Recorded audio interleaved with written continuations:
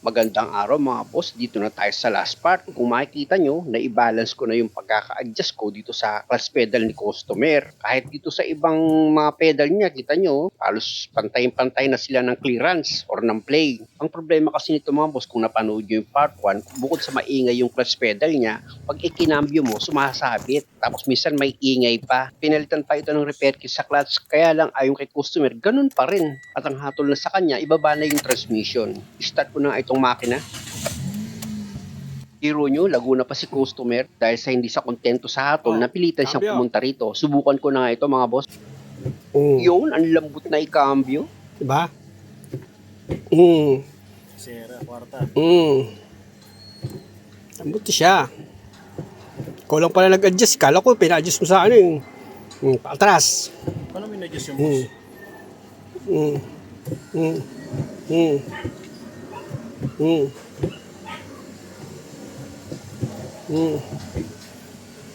Diba? Lambot. Baka sabihin mo, joke lang eh. Ikaw, ikaw naman. Maganda kasi yung customer ng ano, susubok. Oo. Para sigurado. Alam nyo mga boss, kung napanood nyo yung part 1, may sabit ito pag kinambyo. Tapos ang taas pa ng clutch pedal. Kapaka mo ngayon yung clutch pedal mo kung anong pakiramdam mo ngayon dyan. Tingnan mo, hindi siya mataas ha. Diba? Lapit ka eh, lapit mo, ano mo yung upuan mo muna para mamaya eh, dahil lang sa upuan kaya ano ka eh. O, tingnan mo, pag tinapakan mo yung clutch pedal, smooth, wala na siyang sabit. Tapakan mo. O, ano? O, tingnan mo, di ba? Kanina parang may kumakalso eh. O, ano, kung nagkambyo ka, ano? Ano? Walang ingay. Hindi ka makapagsalita. Laki ng bago ah. O, di ba? Akala ko pina-adjust mo sa ano. Parang stock ulit. O, yan yung dati niya. Hindi, yung sa mga kasi nakahawak din ako ng mga Mga stock. bago, oo. May play O, pa diba? naman siya. O, tingnan mo. O, may play. Ano, siyempre, dapat may play. Pero yung kanina na, ang taas eh, di ba? Binawasan ko yung play tapos nag-adjust ako sa ano. Dalawa yung adjust ko dyan. Yung taas ng clutch pedal, tsaka yung sa push rod. Yung sa Diba, pagcambio mo. dalawa yung boss yung tornilyo doon? O, Isang dalawa. 12, isang 14. 14, oo.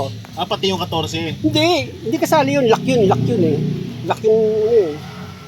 Para maluwagan mo yung 12, iipita mo yung 14, di ba? Kasi hindi ko rin alam kung ano history nung unang may-ari nito eh. Hindi ang Yung problema driving, kasi di mo pinanood ng maayos yung video. Sige. Ano, okay na ba? Ano? O, tingnan mo, magkamyo ka, malambot na siya, di ba? O. Parang ganun eh. Ha? May, ayaw matuloy, may, Dati? may sabit oh. Kasi yung pag-adjust mo, Mali ba yun? mali eh. Ang taas nung clutch pedal.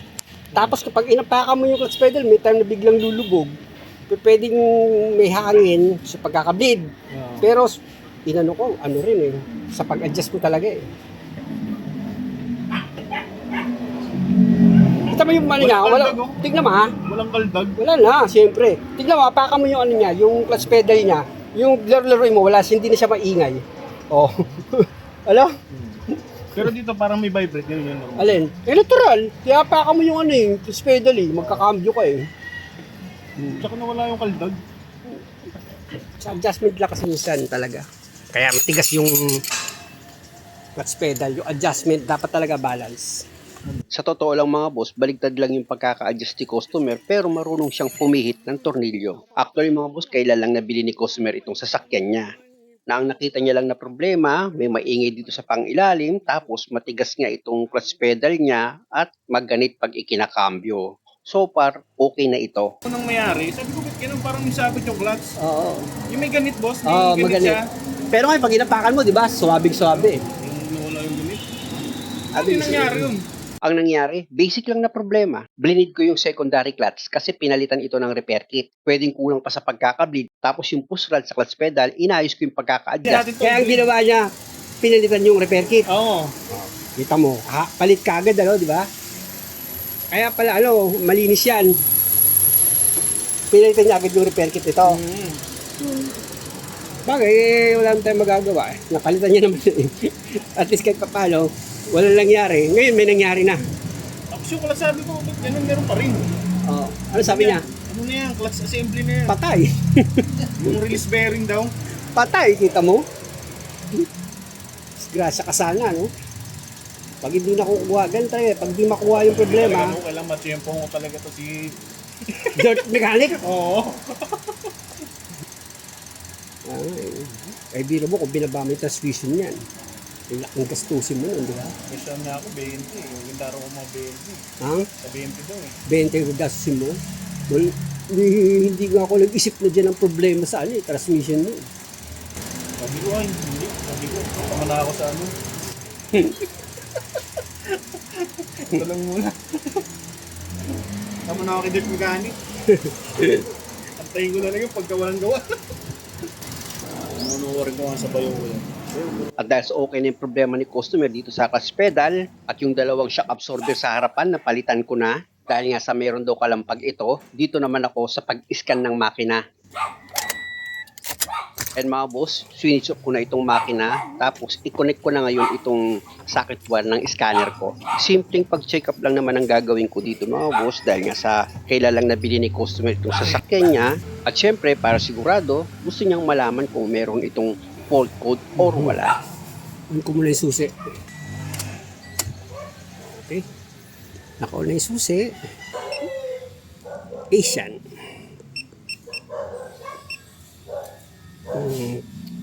Toyota.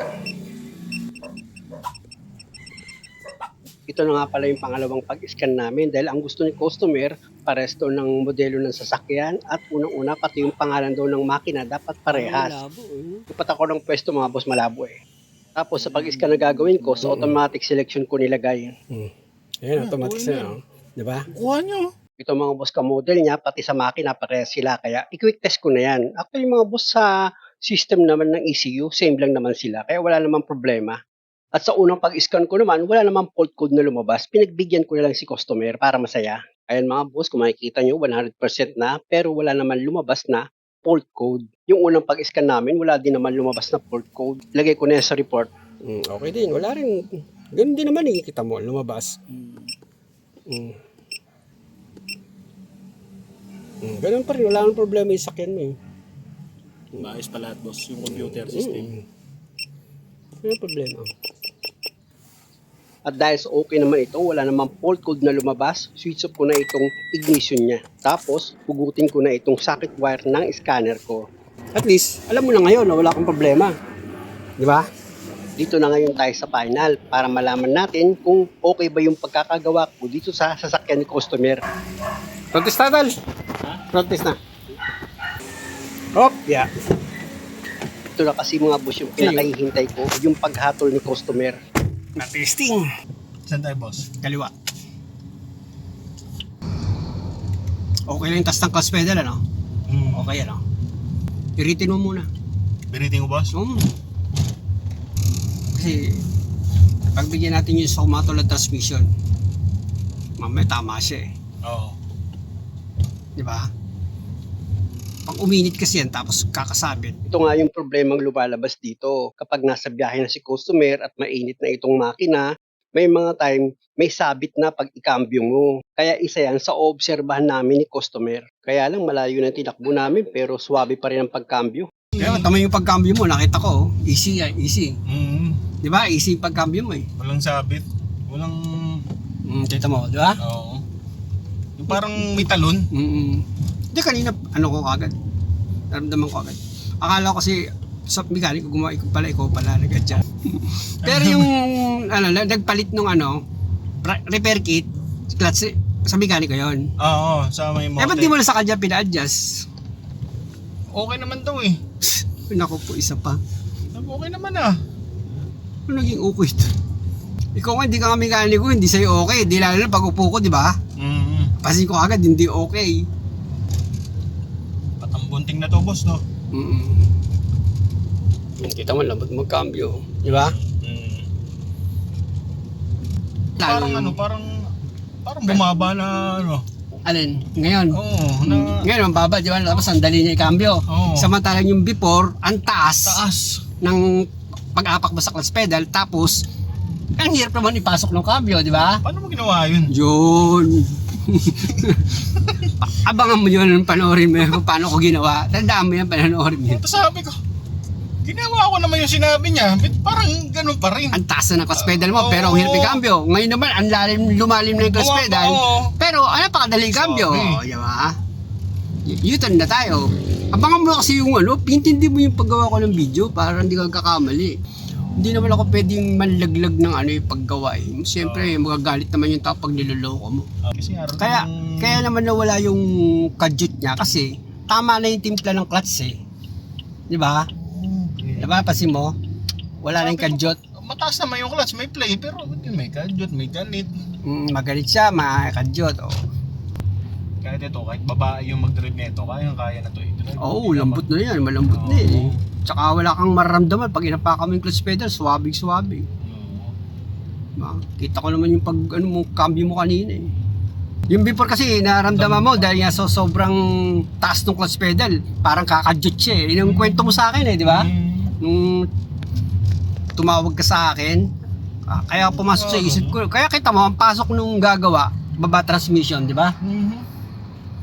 Sabi, baka sa ano yan, clutch bearing, baba yan. Oo, di ba? Ito sabi ko, pagka ganun boss, ano, Magkano? pagka ganun, kailangan palitan na rin lahat kasi Oh. sayang yung Oh? labor. Halip ano? Kakatawa tayo. Bakit Matigas ganun? lang i-cambio, tapos meron lang kadyot, baba na transmission, ano ba yun? May mga taong gano'n, no boss? Ay, ayun ko, pero sabi ko nga eh, yung nalalaman ng isang tao, wala namang kwenta yan eh. Di ba? Magtapat ka lang. Di ba? Pag nagtapat ka, tutulungan ka ng Diyos eh, kung paano mo gagawin yung isang bagay eh. Oo, Di ba?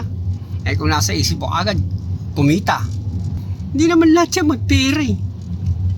Yung iba nga dyan, ito, yung pampagawa nila, galing pa sa utang eh. ito, nilon lang to ni Mrs. Oo, mata mo, tapos ano? Tuturo si Mrs. Nilon niya.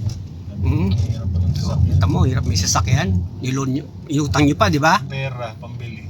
Oo, okay tamo. Hindi po, umutang pa kayo. Sige, kwento ka pa, para mayak na ako. Totoo yung boss. Diba? Ayos na ayos, ano? Ganda ng bagsak eh. Kanina, naka-lowered ka. Sabi ko, naka-lowered ka eh. Hindi, bago yung kamsor. Nakipagtalo pa sa akin. Buti lang, ano ko, talagang inaano ko na, kahit bago yan, kakalasin ko yan. Di ba? Oo. Ayun ang ano ko eh, tinindigan ko eh. Tama mo, ganda ng bagsak natin, di ba? Kaya pala sabi ko kung bago to, yun ang mga kalampag. Ako nga eh, sabi ko, dito ako masisira. Bago na siya absorb, bago shock mounting, pero Pag yung bumagsak sa yung hatol ko nandun sa shock mounting tsaka ano eh, kaya talagang Kaya pala minsan sumasabit kami sa hams. oh, di ba?